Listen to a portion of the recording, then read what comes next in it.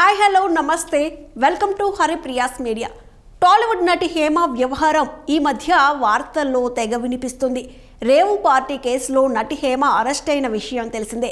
తాను రేవు పార్టీకి వెళ్ళలేదని, హైదరాబాద్లోనే ఉన్నానని హేమ తప్పించుకునే ప్రయత్నం చేసినా కూడా పోలీసులు విచారణ ఆధారంగా ఆమెను అరెస్ట్ చేశారు.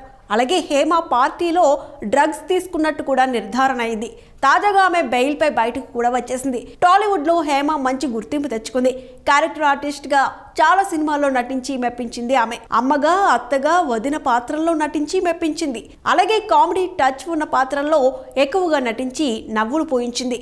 స్టార్ హీరోల సినిమాల్లో నటించిన హేమ తాజాగా రేవు పార్టీలో ఇరుక్కొని బాగా పాపులర్ అయింది. అయితే హేమ కేవలం క్యారెక్టర్ ఆర్టిస్ట్గా చేస్తూనే 100 కోట్లు ఎలా సంపాదించింది, BMW కారు ఎలా కొంది అని చాలా మంది మాట్లాడుకుంటున్నారు.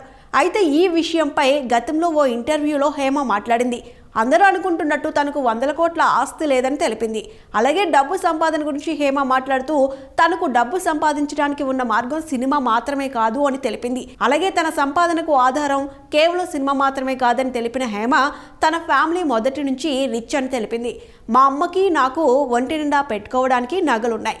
కేవలం సినిమాల మీదే ఆధారపడి ఉంటే ఇంత డబ్బు నాకు ఉండేది కాదు అని తెలిపింది. అలాగే ఊర్లో తమకు చాలా ఆస్తులు ఉన్నాయని, తన భర్త కూడా బాగా సంపాదిస్తాడని తెలిపింది. అలాగే తాను కూడా చిట్టీలు లాంటి వ్యాపారాలు చేస్తానని, అందుకే తన లైఫ్ హ్యాపీగా ఉందని చెప్పుకొచ్చింది హేమ. అలాగే పని విషయంలో తనకు చిన్న చూపు లేదని, డబ్బు కోసం ఏ పనైనా చేస్తానని, కానీ తలదించుకునే పనులు మాత్రం అస్సలు చేయనని అన్నారు. ఎంత డబ్బు సంపాదించినా గంజినీళ్లు తాగి బ్రతికేస్తా, కారు అడవిలో వదిలేసినా దర్జాగా బతుకుతా, నాకు లగ్జరీ లైఫ్ అవసరం లేదని హేమ చెప్పుకొచ్చింది. ఈ కామెంట్స్ ఇప్పుడు సోషల్ మీడియాలో వైరల్ అవుతున్నాయి.